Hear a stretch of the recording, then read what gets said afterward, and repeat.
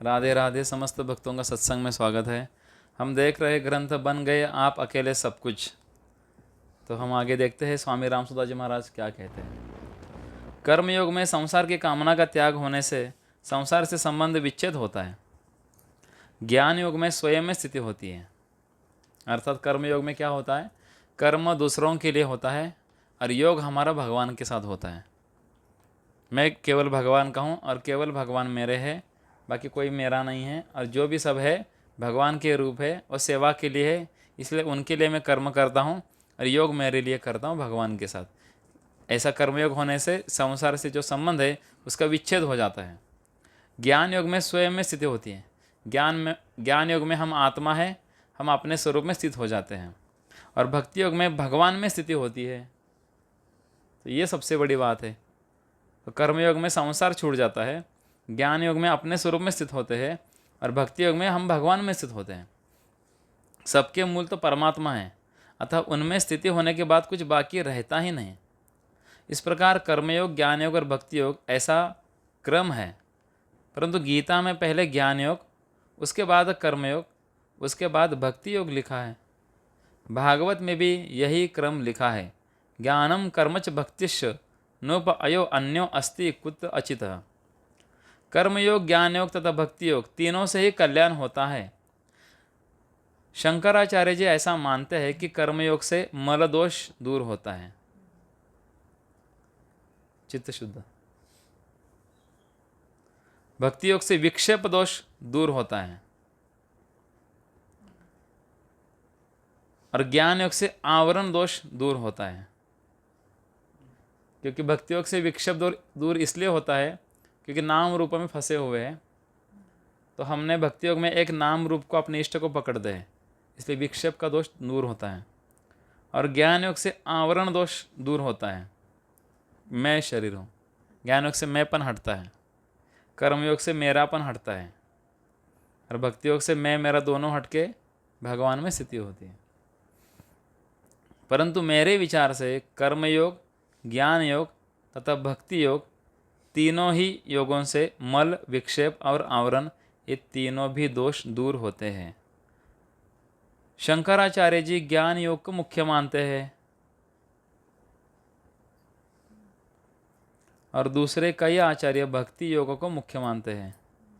हमारी भी कई तरह की मान्यताएं हुई, स्वामी जी खुद की बात कर रहे हैं। परंतु अब यह बात ठीक दिखती है कि भक्ति योग ही आखिरी योग है। भक्ति योग साध्य है और ज्ञान योग तथा कर्मयोग साधन है।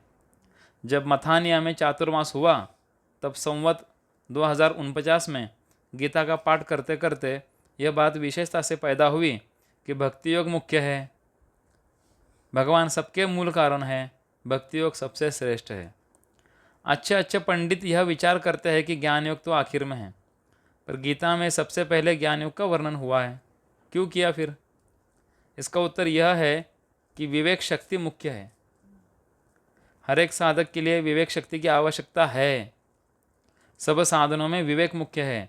विवेक के बिना साधन चलेगा कैसे? व्यवहार में भी विवेक मुख्य है, नहीं तो वरना जो नहीं करना है वो करते हैं, जो करना है वो नहीं करते, विवेक बुद्धि ना होने से। यह विवेक शक्ति ज्ञान में है, इसलिए गीता में सबसे पहले ज्ञान योग का वर्णन किया है। प्रश्न है, जब सत्ता की तरफ दृष्टि रहती है तब तो शरीर अलग अनुभव में आता है। अपने होनेपन में हम कल बात कर रहे, जब दृष्टि होती है तब शरीर अलग अनुभव में आता है कि मैं शरीर नहीं हूँ। पर व्यवहार के समय हम शरीर के साथ मिल जाते हैं स्वाभाविक रूप से। इस गलती से कैसे बचें? स्वामी जी का कहना है अपने विवेक को महत्व दो, विवेक को महत्व दो, विवेक ही प्रधान है। इसलिए गीता में पहले ज्ञान योग की बात लिखी है। साधक में सबसे पहले जड़ चेतन का विवेक होना चाहिए कि शरीर जड़ है और मैं चेतन हूँ, इस शरीर से मेरा कोई संबंध नहीं है, इसका विवेक होना चाहिए। जड़ चेतन का विवेक होने से भगवान की प्राप्ति कैसे हो जाएगी, इस विषय में एक मार्मिक बात है जो कहने में कम आती है, लेकिन सुनिए, कह रहे हैं स्वामी जी। भगवान की प्राप्ति अक्रिय होने से होती है। जैसे पंखा चल रहा है और इलेक्ट्रिसिटी अक्रिय है और पंखा क्रियाशील है। पंखा जड़ है और इलेक्ट्रिसिटी चेतन है। क्रिया और पदार्थ प्रकृति के हैं। शरीर पदार्थ है और करना क्रिया है। क्रिया और पदार्थ से रहित होने से ज्ञान होता है। भगवान की प्राप्ति में न करना मुख्य है। यह बात हर एक को समझ में नहीं आती। न करना, जैसे इलेक्ट्रिसिटी न करने में स्थित है, वो कुछ नहीं करती। करना अगर है तो संसार के लिए है और अपने लिए न करना। कुछ नहीं करने से भगवान में स्थिति स्वतः होती है, क्योंकि परमात्मा सब जगह परिपूर्ण है। कुछ नहीं करने से मतलब ऐसे आत्मा कुछ करता ही नहीं है, अपने स्थिति में स्थित होना आवश्यक है। कि स्थिति में स्थित होने का अनुभव नहीं हो रहा है, समझ में नहीं आ रहा है, तो विवेक से काम लो कि हाँ मैं अक्रिय हूँ, तो बस अपने होनेपन में स्थित रहो और मैं हूँ इसका अनुभव सबको है। जो सब जगह परिपूर्ण है उसकी प्राप्ति के लिए कहीं जाना नहीं पड़ता। क्रिया तो कहीं जाने में होती है, अतः भगवान की प्राप्ति अक्रिय होने से ही होती है। यह बात ज़्यादा प्रसिद्ध नहीं है क्योंकि लोग समझते नहीं हैं। न समझने के कारण लोग काम कुछ करेंगे नहीं और आलस्य प्रमाद में चले जाएंगे, कुछ ना करना। इसलिए इसका विशेष विवेचन नहीं करते, परंतु वास्तव में अक्रियता भगवान की प्राप्ति में कारण है। क्रिया और पदार्थ संसार की सेवा के लिए है, अपने लिए बिल्कुल नहीं, बिल्कुल नहीं, बिल्कुल नहीं। स्वामी जी को एक ने कहा कुछ ना करना, मैं आजकल में स्थित रहता हूँ इसलिए मैं कुछ नहीं करता। बोले फिर खाना भी मत खा, पानी भी मत पी, कुछ ना करना। कुछ ना करना इस भाव में स्थित होना है, अकर्ता भाव में।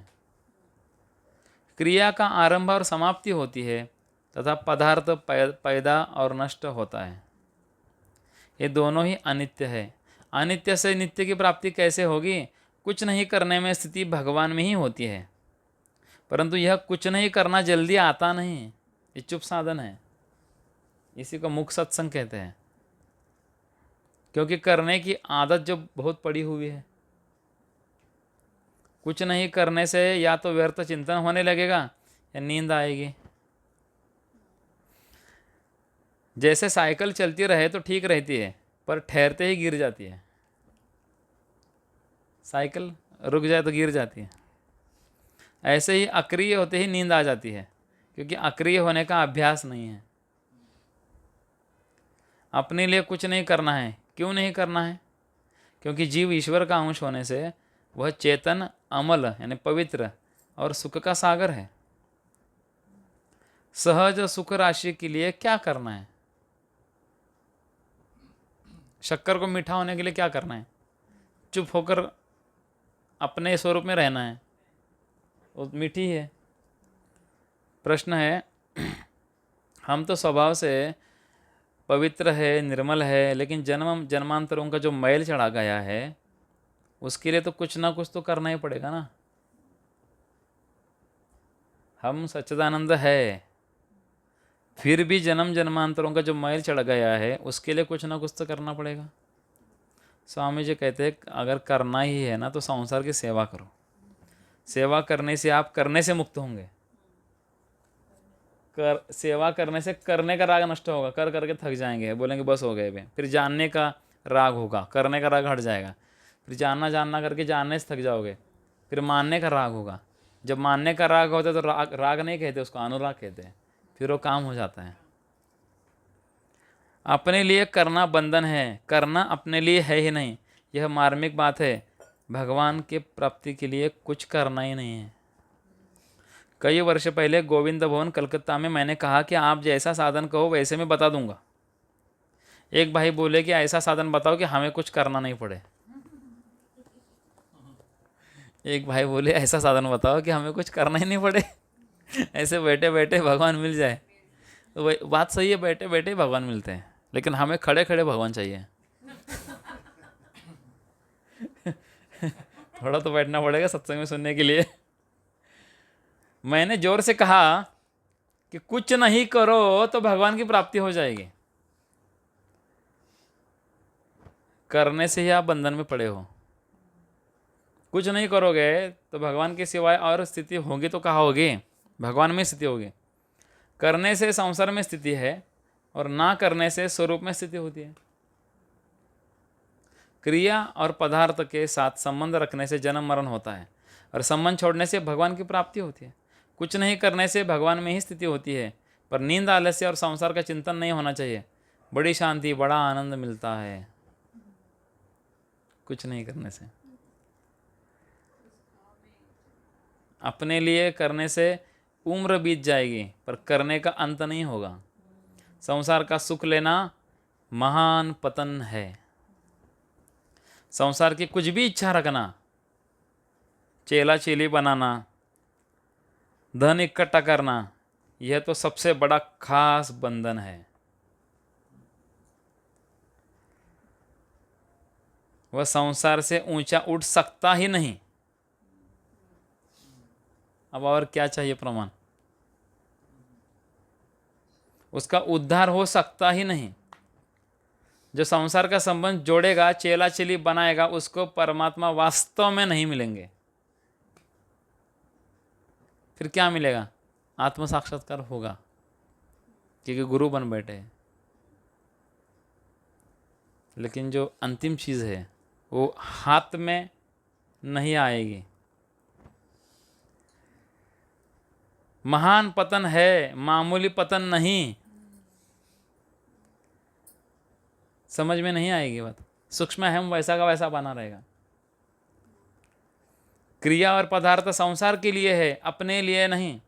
क्रिया और पदार्थ से अपना संबंध जोड़ने वाला जन्म मरण में जाएगा ही, यह नियम है। सत्संगियों के साथ भी संबंध नहीं जोड़ना चाहिए।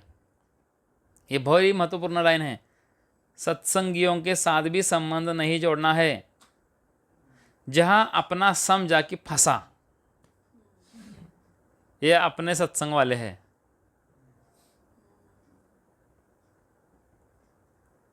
स्वामी रामसूत्र जी ने तो बात कही, लेकिन इस पर भी और ऊपर बात एकदम सूक्ष्म हो जाती है कि हम तो स्वामी जी के, हम सब स्वामी जी के फॉलोअर हैं। स्वामी जी भी तत्व के फॉलोअर थे। स्वामी जी ने भी कहा था जाने से पहले कि मुझे मत पकड़ना, मैं जो कहता हूँ बात को पकड़ना। तो कुछ कुछ लोग बात को पकड़ते हैं, लेकिन कुछ कुछ लोग स्वामी जी को पकड़ते हैं। जहां अपना समझा कि वो फंसा, वस्तुओं से और व्यक्तियों से संबंध जोड़ना, चेला चेली बनाना, इस प्रकार मुख्यता होगी तो उद्धार कैसे होगा? संबंध जोड़ेंगे वस्तुओं से, व्यक्तियों से, अथवा चेला चेली बनोगे तो पतन होगा ही, उद्धार हो ही नहीं सकता, चाहे ऊपर से पतन क्यों ना दिखे। उद्धार हो ही नहीं सकता, क्योंकि अगर गुरु है तो उसका पूरा चित्त, मन, बुद्धि, अहम, इंद्रिय, सब कुछ उसका भगवान में होना चाहिए, शिष्य में नहीं। और शिष्य का मन, बुद्धि, चित्त, अहम गुरु की तरफ होना चाहिए। लेकिन होता कैसा है कि गुरु का मन, बुद्धि, चित्त, अहम शिष्य की तरफ होता है, तो इसलिए कहते हैं कि हो नहीं सकता। क्रिया और पदार्थ केवल संसार की सेवा के लिए है, अपने लिए है ही नहीं। अपने लिए तो भगवान है। बल, बुद्धि, योग्यता, पढ़ाई आदि सब सेवा के लिए ही है। इनसे आप संसार की सेवा करो। इन बल, बुद्धि आदि से हम अपने लिए क्या करेंगे? हमें कुछ नहीं चाहिए। मनुष्य शरीर केवल सेवा के लिए है। बहुत अच्छा प्रश्न पूछा है। वासुदेव सर्वम मानने पर भगवान में प्रेम पैदा होगा कि नहीं? सब कुछ भगवान ही बने हुए हैं, संसार है ही नहीं, सब कुछ कौन है? भगवान। ऐसा मानने पर भगवान में प्रेम होगा कि नहीं? स्वामी जी कहते हैं हो जाएगा, पर भोग और संग्रह की आसक्ति का त्याग करे तो। सुख भोग की इच्छा और संग्रह करने की इच्छा, ये दो चीज़ बड़ी बाधक है। भोग और संग्रह की आसक्ति छूटने से ही साधक होता है। इनके रहते हुए ना कर्मयोगी होगा, ना ज्ञान योग्य होगा, ना भक्ति योग्य होगा। देखो, एक विलक्षण बात है, साधक जो होता है वो शरीर नहीं होता, परंतु साधना शरीर से होती है। परंतु साधक शरीर नहीं होता, साधक निराकार होता है। क्या इधर कहने की बात है? क्योंकि साधक भाव है, मैं साधक हूँ, ये क्या है? भाव है। साधना भाव नहीं है, साधना क्रिया है, और साधना शरीर से होगी, क्रिया शरीर से होगी। यह बहुत बढ़िया बात है। हर एक आदमी समझता नहीं है, लेकिन मैं जो कहता हूँ ये कह रहे हैं। शरीर तो मर जाएगा, पर साधक नहीं मरता, भाव थोड़ी मरता है। वह योग भ्रष्ट हो सकता है पर मरता नहीं। भक्त योग भ्रष्ट भी नहीं होता। भगवान कहते हैं, ये यथा माम प्रपद्यन्ते तां सतैव भजामि अहम्। हे पृथानंदन, जो भक्त जिस प्रकार मेरी शरण लेते हैं, मैं उन्हें उसी प्रकार आश्रय देता हूँ। अतः जब तक भक्त को चेत रहेगा, तब तक वह भगवान को याद करेगा। अगर उसको चेत नहीं रहे तो भगवान उसको याद करेंगे, क्योंकि भगवान कभी बेचैत होते ही नहीं। पदार्थ और क्रिया प्रकृति के हैं, इनके द्वारा भगवान की प्राप्ति नहीं होती। स्वयं जो मैं हूँ है वह परमात्मा का अंश है। कौन? मैं हूँ। वह भगवान का अंश ही भगवान को प्राप्त करता है। पदार्थ और क्रिया संसार की सेवा के लिए है, ये भगवान की प्राप्ति के लिए नहीं है।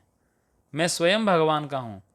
अतः स्वयं जो भगवान का अंश है वह भगवान के शरण हो जाए, अर्थात क्रिया रहित हो जाए। इसलिए शरीर साधक नहीं होता। तो असली साधक वही है जो भाव से भगवान को पकड़ के बैठ जाता है। वो साधन पर बल नहीं देता, वो संबंध पर बल देता है। समझ गए बात? आज भी आजकल हमारे जहाँ भी संबंध है, स्वाभाविक हम उनको याद करते हैं। माँ बेटों को जन्म देती है तो उसको स्वाभाविक याद रहता है बेटा 24 घंटा, बिना जप किए, बिना साधन किए, बिना भजन किए उसका, क्योंकि उसमें अपनापन है, संबंध है। अपना जो निराकार स्वरूप है वह साधक होता है। अपना जो सत्ता रूप स्वरूप है उस स्वरूप से परमात्मा की प्राप्ति होती है। जब साधक पदार्थ रहित और क्रिया रहित होता है तब वह भगवान को प्राप्त होता है। संसार की किसी इच्छा को लेकर भगवान के साथ संबंध नहीं होना चाहिए।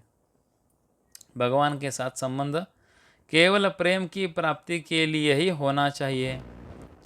भगवान मीठे लगे, अच्छे लगे, प्यारे लगे, अपने लगे, क्योंकि मैं खुद भगवान का अंश जो हूँ। प्रेम प्राप्त करने का एकमात्र उपाय है, एकमात्र उपाय क्या बोल रहे हैं? प्रेम प्राप्त करने का एकमात्र उपाय बोला है उन्होंने। वो कहा है भगवान में अपनापन, और कोई उपाय नहीं है। भगवान मेरे है केवल, और मैं केवल भगवान का हूँ, इससे प्रेम बन जाता है। इस प्रकार भगवान के शरण होने पर भगवान में ही मिल जाए तब प्रेम प्राप्त होता है। और एक मार्मिक बात है कि प्रेम अद्वैत से प्राप्त होता है, द्वैत से प्रेम प्राप्त होता नहीं। भगवान के साथ एकदम मिल जाए तब भगवान अपना प्रेम देते हैं। हे नाथ, मैं आपका हूं और केवल आप मेरे हो। अभी ऐसा भी कह दिया ना तो भी ऐसे पकड़ लेते हैं। भगवान का अंश भगवान में मिल जाता है तब प्रेम जागृत होता है। एकमात्र भगवान को अपना मानने से प्रेम की जागृति होती है। संसार, शरीर, कुटुंब, धन आदि को अपना मानेंगे तो भगवान से प्रेम नहीं होगा। ये सब सेवा करने के लिए, सुख पहुंचाने के लिए है। इनकी आदरपूर्वक सेवा करो, पर इनसे कुछ इच्छा मत रखो। प्रेम अनादि, अनंत और नित्य है। यह नया पैदा नहीं होता, बल्कि इसकी जागृति होती है। प्रेम की जागृति के बिना अहम का सर्वथा नाश नहीं होता। प्रेम की जागृति होने पर अहम, अहम अर्थात मैंपन, मैं भाव, कल हमने जो देखा, इसका सर्वथा नाश हो जाता है। अहम अपरा प्रकृति है और अहम को जानने वाला भगवान का अंश है, यानी हम आत्मा। एक होकर दो होते हैं तो प्रेम होता है, तो प्रेम होता है। अब मैं ही हूँ भक्त के रूप में और मैं ही हूँ भगवान के रूप में, तो मैं ही मैं ना, तो उसमें दुविधा कौन सी? दुविधा है नहीं, उसको केवल सुविधा ही सुविधा है। लेकिन दो ही रहेंगे तो मैं तो भक्त हूँ, दो तो भगवान है। अभी कोई चारा नहीं है इसलिए मैं तेरी भक्ति कर रहा हूँ, प्रेम कर रहा हूँ, सेवा कर रहा हूँ, क्योंकि दूसरों का ऑप्शन नहीं दिख रहा है, तू ही एक है बचा हुआ, क्या करूँ, बचेगा। लेकिन एक हो गया तो भगवान से तो एक ही होता है। तो एक होकर दो होते हैं तो प्रेम होता है, और दो होकर एक होते हैं तो ज्ञान होता है। अभी हम दो में हैं, द्वैत में, अभी एक होंगे तो ज्ञान हो जाएगा, तो बोध हो जाएगा, और वहाँ से फिर दो हो जाएंगे तो प्रेम हो जाएगा। ये बात है। इसमें भी है स्वामी हरदास पॉज जी के ना हो पॉज करो। आओ समाधि। तो प्रेम में परमात्मा से अभिन्नता होती है, और ज्ञान में परमात्मा से अभेद होता है। अभेद और अभिन्नता। सूर्य का प्रकाश सूर्य से अभिन्न है, और सूर्य स्वयं सूर्य से अभेद है। आई बात ध्यान में। और ज्ञान में परमात्मा से अभेद होता है, मतलब एक ही तत्व है ऐसा। प्रकाश अलग है, सूर्य अलग है, लेकिन प्रकाश सूर्य से अभिन्न है, लेकिन दोनों वास्तव में अलग अलग है। लेकिन अभेद में ऐसा नहीं होता। तत्वम असि, वही तू है। छांदोग्य उपनिषद में 6वें स्कंद के 8वें अध्याय का 7वां श्लोक, 6, 8, 7, ये श्लोक समझ में आना चाहिए। छांदोग्य उपनिषद का 6.8.7, इसको याद रखें। तत्वमसि, ये 6 महावाक्य जो है वेदों के, उसका एक है। कल हम देख रहे थे जीवत्व, तो मतलब मैं हूँ। ईश्वरत्व, ईश्वर मैं हूँ। जीवत्व मतलब जीव, मैं हूँ। पुरुषत्व, मैं पुरुष हूँ। स्त्रीत्व, मैं स्त्री हूँ। गुरुत्व, मैं गुरु हूँ। शिष्यत्व, मैं शिष्य हूँ। तत्वमसि, वही मैं हूँ। यहाँ पे वही तू ही लिखा है, दोनों बात एक ही है। भिन्नता मिटने से प्रेम होता है, और भेद मिटने से ज्ञान होता है।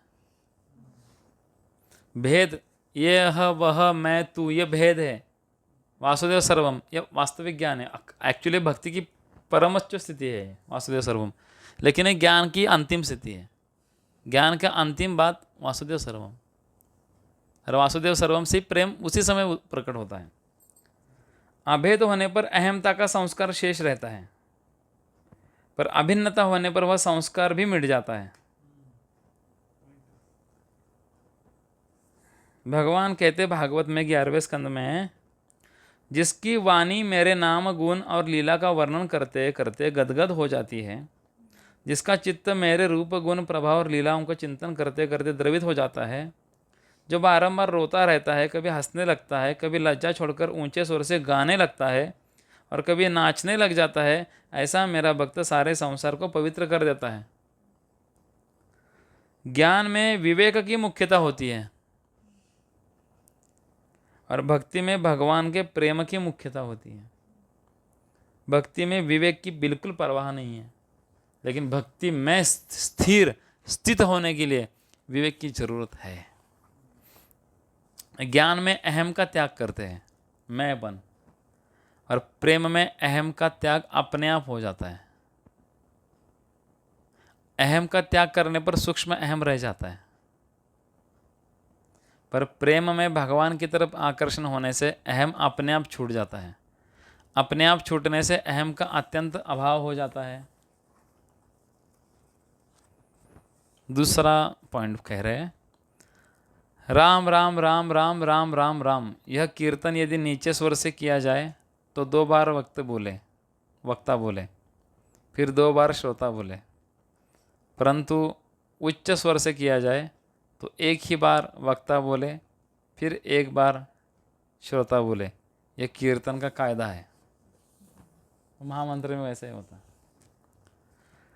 सब भाई बहन मान ले कि मैं, तू, यह, वह सब वासुदेव है। वासुदेव सर्वम, दूर से दूर, नज़दीक से नज़दीक एक भगवान ही है। आप चाहे माने या ना माने, आपको जचे चाहे ना जचे, आप स्वीकार करें चाहे ना करें, पर मौका तो बहुत बढ़िया आया है। हम मूल में आ गए। क्या कह रहे हैं स्वामी? हम मूल में आ गए। दुनिया मात्र का कल्याण हो जाएगा। भगवान की विलक्षण कृपा हो गई। आप थोड़ी सी हिम्मत करो, थोड़ा सा हाथ ऊंचा कर दो तो माँ उठाने को तैयार है। वासुदेव सर्वम कहे तो केवल हाँ कर दो, अपनी बुद्धि मत लगाओ। हाँ में हाँ मिलाने के सिवा कुछ नहीं करना है। वासुदेव सर्वम ऐसा करने में क्या जोर आता है? नया कुछ करना नहीं, नया कुछ जानना नहीं। सब भगवान है, सब भगवान है, सब भगवान है, केवल स्वीकार कर लो। एक मित्र मिले तो कितनी खुशी होती है। अगर सब जगह भगवान मिल जाए तो कितना आनंद होगा। होना चाहिए ना ऐसा। एक ही भगवान बहुत रूपों से प्रकट हुए हैं। भगवान के सिवाय केश जितनी भी चीज़ दूसरी नहीं है। और दूसरी लग रही है तो केस मत रखो। मत्तः परतरम नान्यत किंचित अस्ति। भगवान कहते हैं कि मेरे सिवाय और कुछ है ही नहीं, मेरे सिवाय और कुछ है ही नहीं। भागवत के 11वें स्कंद के 13वें अध्याय में 24वां श्लोक है, अहमेव न मत्यो अन्यद इति बुद्धिध्वम अंजसा। अर्थात भगवान कहते हैं कि मेरे सिवाय और कुछ है ही नहीं, सब मैं ही हूँ। खंबा भी मैं ही हूँ, पंडल भी मैं ही हूँ, मनुष्य भी मैं ही हूँ, पशु भी मैं ही हूँ, पक्षी भी मैं ही हूँ, जलचर भी मैं ही हूँ, थलचर भी मैं ही हूँ, नभचर भी मैं ही हूँ। संपूर्ण संसार बदल गया। अपनी बुद्धि महान शुद्ध निर्मल हो गई। पाप ताप सब भस्म हो गए, दुख का संताप जलन सब मिट गए। केवल यह बात स्वीकार कर लो।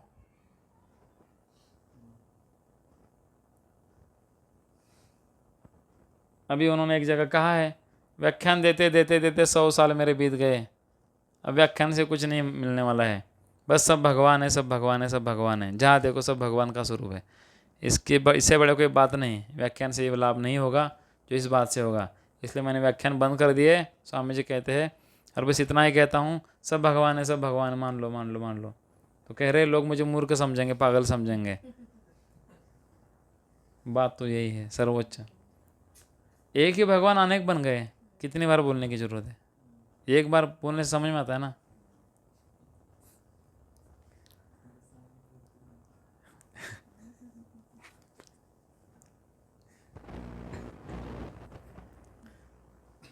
वे अनेक होते हुए भी एक ही है और एक होते हुए भी अनेक है।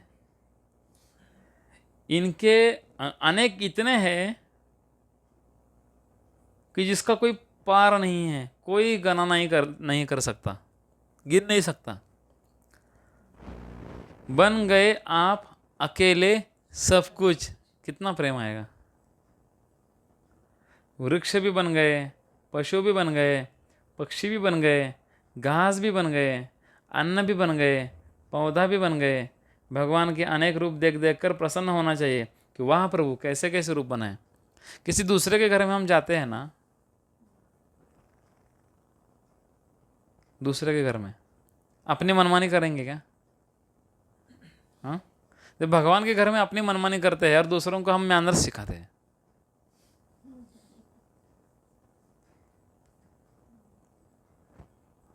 ठीक है नहीं ना ये? भगवान जब ब्रह्म एवं लीला में सब कुछ बन गए तो सबको आनंद आ गया। सबको, हाँ सबको और आनंद आ गया। गाय को भी ज़्यादा आनंद आया, बछड़े को भी आया, गोपियों को भी आया। एक संत कहते हैं कि जैसे ब्रह्म विमोहन लीला में ब्रह्मा जी लेके गए सारे बछड़ों को और सखाओं को, तब कृष्ण ही सब रूप बन गए। लकुटी भी वही बन गए, गाय भी वही, सब कुछ वही बन गए। ठीक वैसे ही उन्होंने कहा ये सब कुछ वही बन गए, सब कुछ वही है। प्रश्न है, भगवान ने एक बार शरण होने की बात कही है, सकृद एव प्रपन्नाय, तो एक बार शरण होने का तात्पर्य क्या है? तो एक बार शरण होने की बात कही है, तो एक बार शरण होने का तात्पर्य क्या है? स्वामी जी कहते हैं एक बार शरण होने के बाद क्या दोबारा क्या करोगे? शरण एक ही बार होता है, दोबारा नहीं होता है। सकृदंशो निपतति सकृत कन्या प्रदीयते सदकृताय ददानिति त्रिनेतानि सताम कृतम। महाभारत और मनुस्मृति में आता है। कुटुंब में धन आदि का बंटवारा एक ही बार होता है, कन्या एक ही बार दी जाती है और किसी वस्तु को देने की प्रतिज्ञा भी एक ही बार की जाती है। सत्पुरुषों के ये तीनों कार्य एक ही बार हुआ करते हैं। जब एक बार कह दिया कि मैं आपका हूँ तो दोबारा क्यों कहे?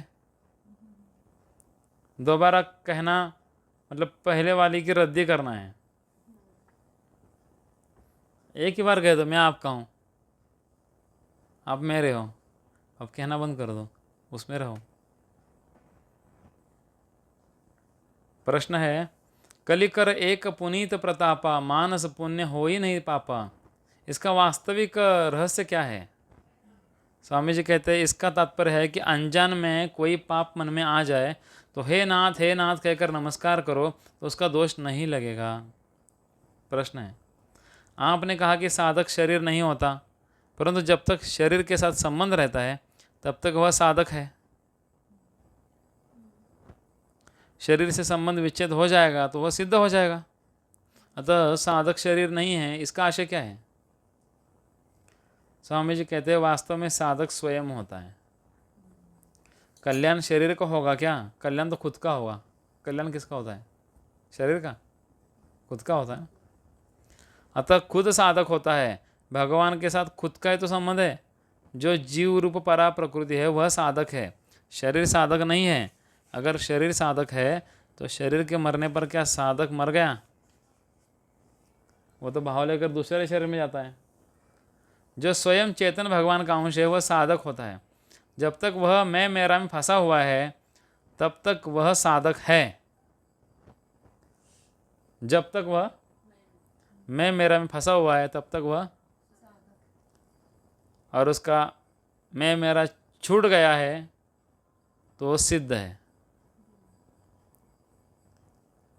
मैं मेरा छूट गया तो सिद्ध है। कैसे पहचानोगे सिद्ध को? जिसका मैं मेरा छूट गया। कैसे पहचानेगा मैं मेरा छूट गया? नहीं मालूम पड़ेगा।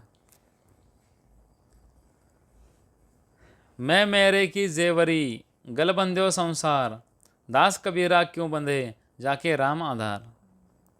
साधक जो जो सत्संग करता है त्यों तो मैं मेरे की उलझन मिटती जाती है। अगर सत्संग करते हुए भी उलझन नहीं मिटती तो प्रेम से सत्संग आप सुनते ही नहीं हो। सत का संग हो जाए तो उलझन मिट ही जाएगी। सत्संग करने से ही होश आता है। सत्संग के बिना विवेक जागृत नहीं होता। बिनु सत्संग विवेक न होई। सत्संग से स्वाभाविक बहुत लाभ होता है, इसलिए 1-1.5 महीने में 2-4 दिन सत्संग कर लेना चाहिए। 1-1.5 महीने में 2-4 दिन, मतलब इनका 2-4 दिन मतलब जैसे हम कहते हैं वैसा पूरा दिन। स्वामी जी ऐसा ही करते थे। 1-1.5 महीने में 2-4 दिन सत्संग कर लेना चाहिए। हाँ बिल्कुल सही है, ऐसा प्रैक्टिकल है, सब सही है। एक संत की बात सुनी है। एक दिन में पूछने लगे कि अब तुम सत्संग क्यों करते हो? रामायण सुना दी, गीता सुना दी, भागवत सुना दिया, इतने वर्षों से सुनते हो, अब क्यों सत्संग करते हो? कौन सी नई बात बाकी रही? सब चुप हो गए कि बात तो ठीक ही कहते हैं। एक भाई बोला कि महाराज सत्संग तो रोज़ाना करने की चीज़ है। जैसे 1-2 दिन रोटी खा ली, अब रोज़ाना क्यों खाए? नहीं खाएंगे तो मर जाएंगे। जैसे रोटी रोज़ाना खानी चाहिए, ऐसे ही सत्संग रोज़ाना करना चाहिए। जैसे अन्न जल शरीर की खुराक है, ऐसे ही सत्संग स्वयं की खुराक है। सत्संग किए बिना भीतर का जीव मर जाता है। नेवला और सांप आपस में लड़ते हैं तो सांप का जहर उतारने के लिए नेवला अपने बिल में जाकर बूटी सूंघ लेता है और खा लेता है और फिर वापस आकर सांप से लड़ता है। मालूम ही है। इस प्रकार बार बार जहर उतारते हुए अंत में वो सांप को मार ही देता है।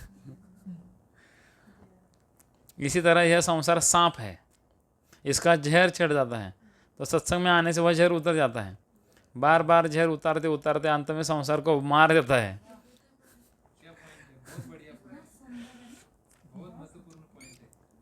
इसलिए रोज़ाना सत्संग करना चाहिए। घर में रहते हुए भी रोज़ाना किताब का नाम सुनो। साधक संजीवनी, तत्व चिंतामणि, विवेचनी आदि पुस्तकें पढ़नी चाहिए रोज़ाना। सत्संग करने से सतशास्त्रों का भी विशेष असर पड़ता है। प्रश्न है, गीता अथवा रामायण के कितने पाठ करें कि राम के अथवा कृष्ण के दर्शन हो जाए? स्वामी जी, पाठ करने से अथवा जप करने से भगवान के दर्शन नहीं होते। भगवान के बिना रहा न जाए तब उनके दर्शन होते हैं।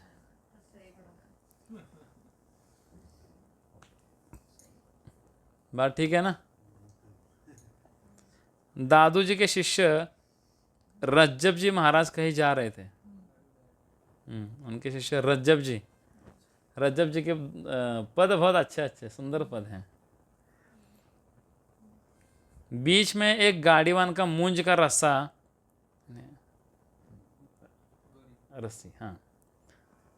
रस्सी और बड़ा रस्सा होता है।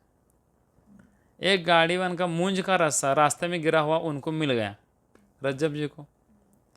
रज्जब जी ने उस रस्से को उठाकर कंधे पर डाल दिया। जाड़ा होता है ना इतना बड़ा, जगन्नाथ जी का जैसा रथ क्या होता है ना, वो रस्सा होता है। मस्ती में भजन करते करते वे जब वे अपने गांव पहुंचे तो उन्होंने देखा कि कंधे पर रस्सा नहीं है, वह रास्ते में कहीं गिर गया। रज्जब जी बोले, पहले जैसो मन कर ले भाया, रज्जब रस्सा मूंज का पाया ना पाया। पहले जैसा वो जो रस्सा कंधे पर उठाने पहले जो मन था ना, तो उन्हें खुद को सुना रहे हैं, पहले जैसो मन कर ले भाया। राजस्थानी रज्जब रस्सा मूंज का। रज्जब भाई रस्सा किसका था? मूंज का। पाया ना पाया, मिला नहीं मिला, हमें क्या। रज्जब जी जैसे गांव से निकले थे वैसे गांव में पहुंच गए। रस्सा बीच में ही आया और बीच में ही गया, अपना क्या गया है ना। इसी तरह यह संसार बीच में ही आया और बीच में ही चला जाएगा, इसमें आपका क्या गया। जैसे पहले हमारे पास रुपये नहीं था, फिर हमारे पास रुपया आया, फिर चला गया, तो वैसे के वैसे ही रह गए। हमारा क्या गया? हमारा तो कुछ नहीं गया, कुछ गया ही नहीं। बेटा पैदा हुआ, फिर मर गया, ब्याह हुआ और लुगाई मर गए, तो फर्क क्या पड़ा? जैसे पहले था वैसा ही रह गया। ऐसे पहले एक सच्चिदानंद घन परमात्मा ही थे, बीच में संसार आ गया, चला गया, परमात्मा ही रह गए। आपके घर का क्या खर्च हुआ? शौक किस बात का है? बीच में आया, बीच में चला गया, पहले जैसे हम थे वैसे हो गए, इसमें नुकसान क्या हो बताओ? पूरी बात इतनी है, जवानी आया और चली गई, तो आपका क्या गया? शरीर ने जन्म लिया और मर गए, बेटा हुआ और मर गया, लुगाई आई और मर गई, आप तो जैसे है वैसे ही रहे। आपका खर्च क्या हुआ? जैसे आप पहले थे वैसे हो गए। शौक किस बात का? चिंता किस बात की? यह युक्ति बड़ी शांति देने वाली है। बहती हुई चीज़ को आपने अपना मान लिया, मोह कर लिया, यह आपने गलती कर ली ना। वास्तव में एक भगवान ही थे, भगवान ही है और भगवान ही रहेंगे। संसार पहले था ही नहीं और आगे रहेगा ही नहीं। संसार बीच में आया है और चला जाएगा।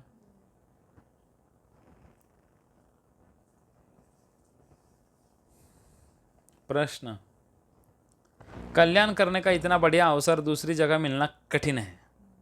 जैसे यह बातें मिल रही है वैसी बातें दूसरी जगह मिलना कठिन है। इस अवसर का हम ज़्यादा से ज़्यादा किस प्रकार लाभ उठा सकते हैं, इसकी विधि बताइए स्वामी जी। जो आपने दिया है वो कहीं नहीं मिलता, इसका ज़्यादा से ज़्यादा लाभ किस प्रकार उठाए, आप मुझे कृपया बताइए विधि को। स्वामी जी कहते हैं इसकी विधि यही है कि जैसा कहा जाए वैसे ही जीवन बना लो। पुस्तकें पढ़ो तो उनमें जैसा लिखा है उसके अनुसार अपना जीवन बना लो। यह बात मैंने पहले भी कही है और आज भी कहता हूँ कि आप अकेले आए थे, धीरे धीरे पहचान बढ़ी और उसमें फंस गए। ऐसा ही था। आपके स्कूल हो गया, कॉलेज हो गया, आज आपके साथ कौन है उसमें से? और वैसे अभी आपके साथ जो है वो आपके साथ क्यों रहेंगे? धीरे धीरे पहचान बढ़ी तो उसमें फंस गए, पर अंत में कुछ नहीं रहेगा। आप जैसे पहले अकेले थे वैसे अंत में अकेले रह जाओगे। इस बात को ठीक हृदय में धारण कर लो। दूसरी दृष्टि से देखें तो एक भगवान के सिवाय कुछ नहीं है। पहले भी एक भगवान थे, अंत में भी एक भगवान रहेंगे, बीच में उनकी लीला है। इस बात को दृढ़ता से धारण कर लो, सब जीवन मुक्त हो जाएंगे, सबको तत्वज्ञान हो जाएगा। कितने प्रश्न है, रामायण में आया है, मंत्र महामनि विषय ब्याल के, मेटत कठिन कुअंक भाल के। परंतु बड़े बड़े भक्तों के ऊपर भी बड़े बड़े दुख आए और उन्होंने भगवान का नाम भी लिया, उनका ही दुख नहीं छूटा तो हमारा कैसे छूटेगा? प्रश्न है ना, बड़ा इंपॉर्टेंट। स्वामी जी कहते उनको दुख हुआ ही नहीं। संतों के हृदय में दुख नहीं होता, ऊपर से विपत्ति दिखती है पर वास्तव में उन पर विपत्ति नहीं आई, देह भाव नहीं है उनके पास। वास्तव में आपत्ति और संपत्ति एक ही है, आपत्ति और संपत्ति एक ही है, उनमें कोई फर्क नहीं। खूब मान आदर सत्कार हो जाए अथवा अपमान तिरस्कार हो जाए, दोनों एक ही है। संतों के लिए संपत्ति भी, विपत्ति भी, आदर भी, निरादर भी एक ही है। उनको कष्ट दुख भी आनंद देने वाला है। आप सच्चे हृदय से भगवान में लग जाओ, सब काम ठीक हो जाएगा। इस मार्ग में मंगल ही मंगल है, सुख में भी मंगल है, दुख में भी मंगल है, अनुकूलता में भी मंगल है और प्रतिकूलता में भी मंगल है। संसार में तो विजय और पराजय दोनों होते हैं और भगवान के मार्ग में केवल विजय ही विजय होती है। जय जय। भगवान का नाम लो तो ऐसा चिंतन करो कि वाणी में भी भगवान, आवाज़ में भी भगवान, हृदय में भी भगवान, चारों तरफ भी भगवान ही भगवान है। जैसे कोई बर्फ़ का घड़ा बनाकर उसको पानी से भर ले और फिर गहरे समुद्र में उसको डाल दे तो घड़े के बाहर भी जल है, घड़े के भीतर भी जल है और घड़ा खुद भी जल ही है। अब इस पॉइंट को काट के दिखाए कोई, षड दर्शन को काट दिया इस पॉइंट ने, वासुदेव सर्वम। अब षड दर्शन करेंगे कि घड़ा बर्फ यानी किसी और चीज़ का है, कौन से और चीज़ का? जल यानी चेतन सत्ता, जल यानी चेतन सत्ता, उसके अलावा कुछ है नहीं, तो बर्फ आया कहाँ से? जल से आएगा ना, जल से बर्फ ही बनेगा, दूसरी वस्तु आएगी कहाँ से? तो भी फिर से कहते हैं हम, कोई बर्फ़ का घड़ा बनाकर उसको पानी से भर लो और फिर गहरे समुद्र में डाल दे तो घड़े के बाहर भी जल, भीतर भी जल और घड़ा खुद भी जल ही है। जैसे कल हम उदाहरण देख रहे थे, घटाकाश और महाकाश, इससे भी बढ़िया उदाहरण है, इसको पकड़ लो आप, उससे भी बढ़िया। वासुदेव सर्वम के लिए उदाहरण बढ़िया, तत्व में स्थित होने के लिए वो उदाहरण ठीक था आकाश का, और वासुदेव सर्वम के लिए ये उदाहरण ठीक है बर्फ का और जल का। तो ये रस्सी साफ का भी है ना, उसमें वो कहते हैं, कहीं पे मैं एक चीज़ पता नहीं कहाँ है, किसी में से सुना, हाँ, मायावती लोग कहते हैं कि रस्सी में सांप का आरोप किया, सांप में रस्सी का आरोप किया, लेकिन इसमें ये है कि आरोप किया तो सांप तो कहीं तो है, इसलिए तो आरोप हुआ। ये हम नहीं बात करेंगे, साफ है कहीं तो आरोप। हाँ, सांप वो आधे भाग को ही स्वीकारते हैं कि मतलब रस्सी है, सांप नहीं, सांप है, सांप का सांप है, जब सांप चेतन सत्ता को स्फुरन हुआ तो चेतन सत्ता रस्सी है और स्फुरन सांप है। तो चेतन सत्ता में आपने स्फुरन का आरोप कर लिया, सांप है ना तो स्फुरन है, रस्सी है ना चेतन सत्ता है। क्लियर है बात? स्फुरन में हमने, स्फुरन जो है यानी सांप है, उसको हमने चेतन सत्ता में देखा यानी नाम रूप में देख रहे हैं, इसलिए मोह माया है। आज सुबह ही आया है, समझा यही पॉइंट। बोले असत की सत्ता इसलिए सत्य सी दिख रही है क्योंकि उसके अंदर जो सत्य तत्व बैठा हुआ है ना, उसी की वजह से सब जो भास रहा है, ये सत्य सब भास रहा है, सत्य भास रहा है। वही स्फुरन जो है, वही बता रहा है। जल में बर्फ का आरोप फाइनली क्या है? जल ही है ना। तो वैसे रस्सी में सर्प का आरोप, तो रस्सी है इसलिए तो आरोप हो रहा है ना, हाँ तो बर्फ है इसलिए तो आरोप हो रहा है, लेकिन फाइनली है तो जल ही, तो जल ही जल है, न रस्सी है ना सर्प है, न बर्फ है ना जल है, एक तत्व है। लेकिन समझाने के लिए बताना पड़ रहा है कि वैसे जैसे जल में बर्फ़ का आरोप किया, तो बर्फ़ नहीं है क्या? बर्फ़ है, जल का बना हुआ है। जैसे जल का बर्फ़ बनता है, वैसे चेतन सत्य का स्फुरन बनता है। स्फुरन यानी बर्फ़, चेतन सत्ता यानी जल। तो उसकी दृष्टि बर्फ़ पर है और जल पर नहीं है, लेकिन जल पर बर्फ़ का आरोप कर रहा है। वैसे रस्सी में सर्प का आरोप कर रहा है, लेकिन सर्प तो है। ये बात है। इसलिए इस उदाहरण को कोई काट नहीं सकेगा। जैसे कोई बर्फ़ का घड़ा बनाकर उसको पानी से भर ले और फिर गहरे समुद्र में डाल दे, तो घड़े के बाहर भी जल, अंदर भी जल और खुद घड़ा भी जल। ऐसे ही बाहर भीतर सब जगह परमात्मा ही परमात्मा है। हमारे अंदर कौन बैठा है? हमारे बाहर कौन बैठा है? और ये बीच में क्या है? बर्फ़ का घड़ा है। नाम रूप को पकड़ लिया। अब खुद जल ही कह रहा है। हम अब जो फिलॉसफी कहते हैं, ये घड़ा है ना, यही बस मैं हूँ। बर्फ़ का जो घड़ा है समुद्र में, पूरा समुद्र कह रहा है इतना ही मैं हूँ। यही समस्या है बस। अपने होनेपन को उसने उधर केंद्रित कर दिया, घड़े में। मेरा होनापन घड़े को लेकर मर्यादित ही है, ऐसा उसने भाव कर लिया। लेकिन होनापन घड़े को लेकर मर्यादित नहीं, बस उसने भाव कर लिया। लेकिन फिर भी वो सर्वव्यापी है उसी समय। इसलिए आप अभी मुक्त ही है, आप अपने होनेपन में ही हैं। ज़्यादा सोचो मत, ज़्यादा दिमाग लगाओ मत, ज़्यादा एनर्जी लगाओ मत। हल्के से उसको समझो और हल्के से छूटो। हल्के से काम होने वाला है। ऐसे ही बाहर भीतर सब जगह भगवान ही भगवान है। आनंद ही आनंद, मौज ही मौज। दुख का नामो निशान ही नहीं है। दुख का नामो निशान ही नहीं है। क्यों? संसार बुद्धि होने से दुख होता है। जहाँ संसार बुद्धि हुई कि दुख हुआ, और संसार बुद्धि मिट गई कि दुख मिट गए। इसलिए हरदम भगवान का चिंतन होता रहे, भगवान के नाम का जप होता रहे, सत्संग होता रहे, फिर मौज ही मौज है। हरि ओम तत्सत।